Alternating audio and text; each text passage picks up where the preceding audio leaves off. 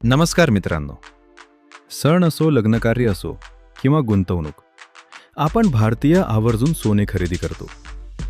पण दागिने खरेदी करताना तुमची नकळत फसवणूक तर होत नाही ना? हॉलमार्क म्हणजे नक्की काय? सोन्याचा भाव अचूक कसा काढायचा? या सर्व प्रश्नांची उत्तरं आज आपण या व्हिडिओमध्ये पाहणार आहोत. हा व्हिडिओ शेवटपर्यंत नक्की पहा, कारण हा तुमच्या कष्टाच्या पैशांचा विषय आहे. हॉलमार्क कोड आणि शुद्धता सर्वात आधी समजून घेऊया. Hallmark code. जेव्हा तुम्ही सोन्याचा दागिना घेता तेव्हा त्यावर एक विशिष्ट नंबर असतो जो त्याची शुद्धता दर्शवतो. 999. याचा अर्थ हे 24 कॅरेटचे सर्वात शुद्ध सोने आहे. 958. हे 23 कॅरेट सोने दर्शवते. 916. हे 22 कॅरेट सोने आहे, ज्यामध्ये बहुतेक दागिने बनवले जातात. 875. हे 21 कॅरेट सोने आहे. 750. हे 18 कॅरेट सोने दर्शवते. लक्षात ठेवा, हॉलमार्क बघूनच सोने खरेदी करा, जेणेकरून भविष्यात ते विकताना तुम्हाला पूर्ण किंमत मिळेल. BIS केअर ॲपची माहिती. त्याआधी मित्रांनो, व्हिडिओला लाईक करा. आता हॉलमार्क खरा आहे की खोटा हे तुम्ही स्वतः घरबसल्या तपासू शकता. केंद्र सरकारने BIS केअर ॲप लॉन्च केले आहे. तुमच्या दागिन्यावर एक HUID म्हणजेच 6 अंकी अल्फान्यूमेरिक कोड असतो. हे ॲप डाउनलोड करून त्यातील व्हेरीफाय HUID पर्यायामध्ये हा कोड टाका.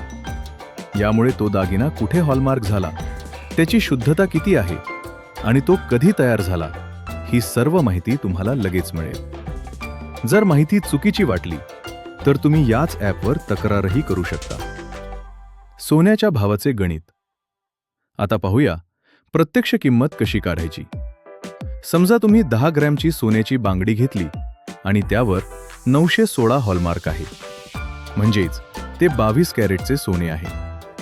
जर 24 कॅरेट सोन्याचा भाव 1,53,838 रुपये असेल तर 22 कॅरेटचा भाव काढण्यासाठी हे सूत्र वापरा. 22 कॅरेट बराबर 24 कॅरेट भाव गुणिले 22 भागिले 24. खरा 22 कॅरेट सोन्याचा भाव 916 बराबर 1,53,838 रुपये गुणिले 22 भागिले 24 बराबर 1,41,018 रुपये.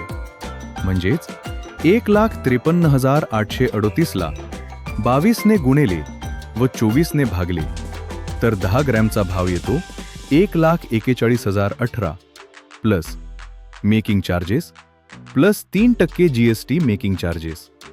आणि GST सोन्याच्या या मूळ किमतीवर सराफ मेकिंग चार्जेस म्हणजेच घडणावळ शुल्क लावतात. हे शुल्क दागिन्यांच्या नक्षीकामावर अवलंबून असते. शेवटी एकूण रकमेवर 3% GST आकारला जातो. त्यामुळे बिल घेताना मेकिंग चार्जेस आणि GST स्वतंत्रपणे तपासून घ्या आणि नेहमी पक्के बिलच मागा. तर मित्रांनो, पुढच्या वेळी सोने खरेदीला जाताना या गोष्टी नक्की लक्षात ठेवा. माहिती उपयुक्त वाटली असेल तर व्हिडिओला लाईक करा आणि आपल्या चॅनलला सबस्क्राईब करायला विसरू नका. धन्यवाद.